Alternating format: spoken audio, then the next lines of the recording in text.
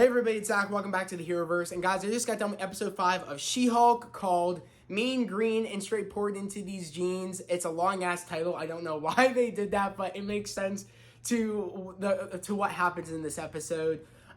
This episode, of course, is about how Titania. We get a lot more of Titania. I feel like now she's like a main focus because now we're getting into the main villain of the series, which is Titania. At least that's what I think. There's been set photos and stuff of that. Apparently, what I've been hearing from New Rock Stars, that apparently we're going to be getting Hood eventually.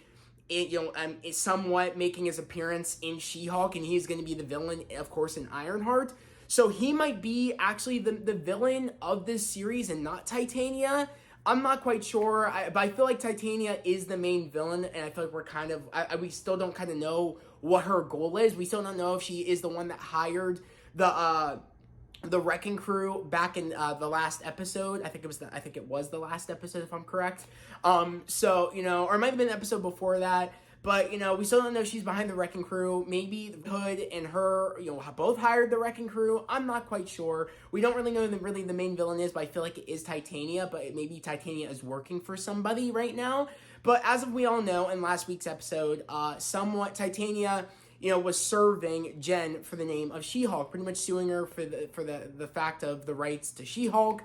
And pretty much, Titania is the one that she made her makeup line called She-Hulk. And she had different, forms of makeup. She had, foot moisturizers and stuff like that. A whole bunch of other different things. And she was just labeling them She-Hulk. And right now, this is Jen pretty much trying to accept the fact of now that somebody is saying that isn't my name, and somebody is serving me for the name that everybody gave me, and it's kind of like she's taking the credit for this name, and she is kind of putting her, what's it called, Bethany, when you put something trademark on something on the name of She-Hulk? It's kind of like she's kind of like, oh my god, now that somebody's taking this name from me, it's like I just started warming up to the name of She-Hulk, and I'm fine. There is some perks of having the name She-Hulk, you know what I mean, because it goes with who I am. She's getting used to the fact of her name is being She-Hulk now. And it's kind of that's what this episode is that, now that it's taken away, it's her, realizing, oh, I actually like that name. I want my name back, you know what I mean? Because this is who I am. So it's I like how she's kind of finally realizing that is her name, and she needs to just, embrace it. And, of course, we saw in the promo TV spot trailer, which I think was 3 days ago, I'm not quite sure how long ago it was, where we saw Matt Murdock and, of course, him wearing the Daredevil costume, and we saw Matt talking to Jen at the bar saying, you can do some real good as Jennifer Walters when it comes to, helping with the law, but when the law can't, when you can't use the law, you can do a lot, being a hero as She-Hulk. And stuff like that. So it's kind of we're going to get more of the Jen realizing that she can do good in both sides of using the law as being Jennifer Walters, but also, stopping people when the law can't, hold people. You can use She-Hulk to extend you using, the power of obeying the law and stuff like that. So I really do appreciate the fact that Matt's going to come in eventually, which it will be the next episode. I was correct about him showing up in episode 6, because, in this episode, while she is also trying to get back her name, which she does, she ends up winning the case against Titania, which we all knew that. We all knew that she wasn't going to have the name She-Hulk forever. We knew that she was going to win the case, which she did. And, I really do love the fact of, she is also her friend, which her friend's name is, so we get Pug and we get who, which is Jen's friend's name. I always forget, but I love her friend in the show. She's super funny, and she's literally a day one. I can't remember on the top of my head, but my sister's looking it up. But her and Pug, I guess Pug has connections. Nikki. Was it? Nikki. Which, Nikki and Pug pretty much, Pug has connections to this person called the Drip Broker. And I guess this Drip Broker gets him the best high-end gear and stuff like that. And apparently this Drip Broker also, I guess, is the one that outfits people with superhero costumes. And right away, my instant thought was, oh my god, since we aren't going to get Melvin, most likely, because Charlie Cox came out at D23 pretty much telling somebody in an interview, yeah, it's kind of the title says it in itself, that it's called Daredevil Born Again, meaning it's not going to be a continuation into going into season 4 of that old series, it is like a reboot. You know what I mean? We're going in fresh. It's Daredevil Born Again. It's a totally its own thing. So right away I was like, we probably won't get Melvin because there's this person called the Drip Broker, which outfits are us like superheroes in the MCU. So it's like the MCU's version of Melvin. And I thought right away, I told my sister, I was like, oh my God, is this how Matt Murdock gets his costume? Is this Drip Broker the one that outfits Daredevil? Like, oh my God, like, does this Drip Broker know about Matt Murdock being Daredevil? And it makes me think that because at the end of this episode, we get the Drip Broker saying, oh my God, what's this doing out? And he's holding a box, and we see the Daredevil helmet, and we see the Daredevil suit hanging up. And I was correct that I was like, the Drip Broker is the one that's outfitting Daredevil. And I was like, oh my God, that's how Matt Murdock gets his costume right there. They just confirmed this Drip Broker is outfitting our street level heroes. And I don't know if eventually, this Drip Broker will outfit other heroes to come. Most likely, yes. My other curiosity is, how long has this Drip Broker been outfitting heroes? Has this been forever? Is this a most recent thing? I really hope we get some insight on how long this Drip Broker's been doing this. Because it just makes me wonder if this Drip Broker is new to outfitting heroes, or this Drip Broker's been doing this for years. I'm not quite sure. But I am really curious to know of, like, if you guys maybe caught anything and to how long this Drip Broker's been doing this, let me know. But I feel like this is like recently new, this Drip Broker is doing this. But I feel like this Drip Broker has such a big empire, which makes me wonder, I don't know. That's the question. I feel like but this is the first time ever we've got introduced to this Drip Broker. And I feel like if this is a new thing, it's going to be awesome to see them maybe outfit Punisher, maybe outfit, Jessica Jones, maybe outfit Luke Cage, maybe outfit, if we get Iron Fist again and stuff like that, our street level heroes. That'd be awesome.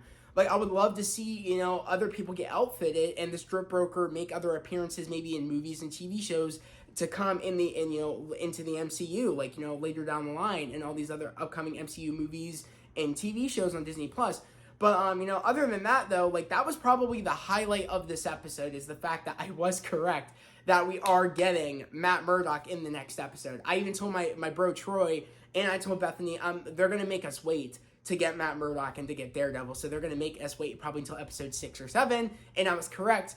And because it said on the box, it said pickup, meaning that Matt Murdock is coming to Los Angeles to pick up that costume. And it makes me wonder, what else is he doing there? Yeah, we know he's there to pick up his costume, but is he there to talk to Jen or something? I'm excited to see how he gets intertwined to what's going on with Jen. Like, what makes him get involved? Is he he's going out to get his costume, and Jen so happens to know where the Wrecking Crew is, and maybe he is still there in Los Angeles, and he ends up, finding out that there's crime afoot, and he ends up, going out in his new Daredevil costume. I'm just wondering what gets him involved. And I'm also wondering if Matt Murdock and Jennifer Walters end up dating, because in the comics they date.